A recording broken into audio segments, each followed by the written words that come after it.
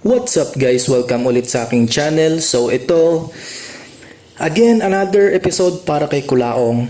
So this time, si Cap Nino Barsaga, sisimulan ng tapusin si Norman Gusgusin. Oh, nako.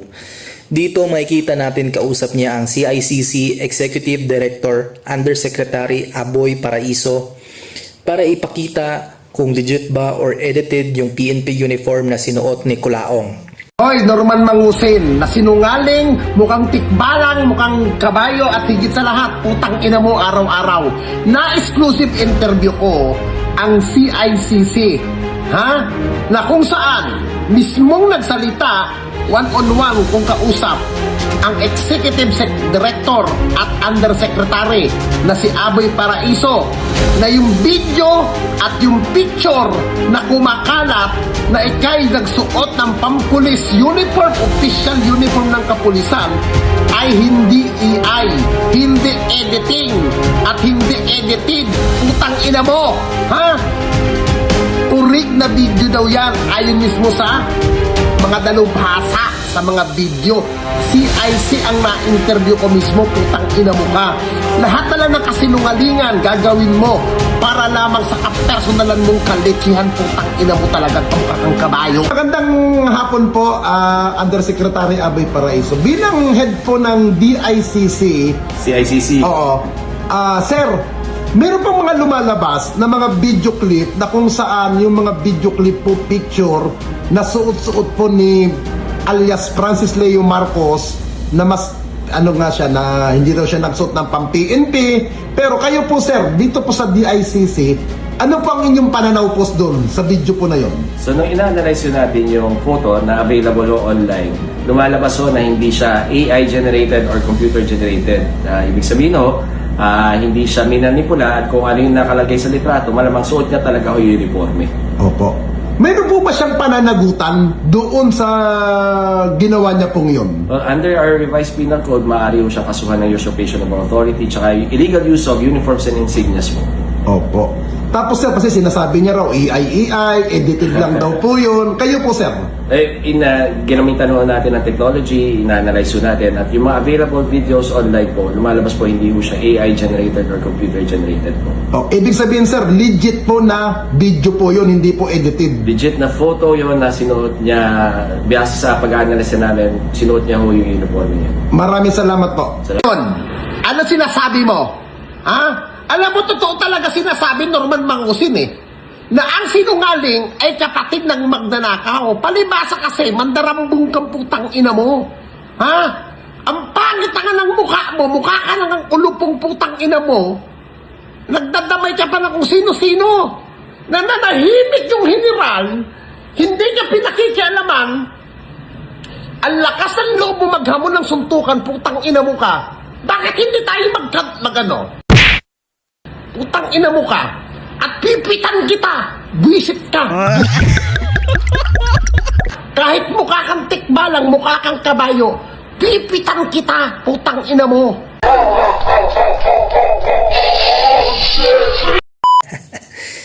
So ayun, narinig mo Kulaong, malinaw pa sa sikat ng araw ha. Hindi edited yung pagsuot mo ng PNP uniform. Nako, lagot ka. Sa dami mong kaso, nagdagdag ka pa. Hakot awards na naging hakot kaso. Nako po, gusgusin. GG. Nako, at eto pa dagdag.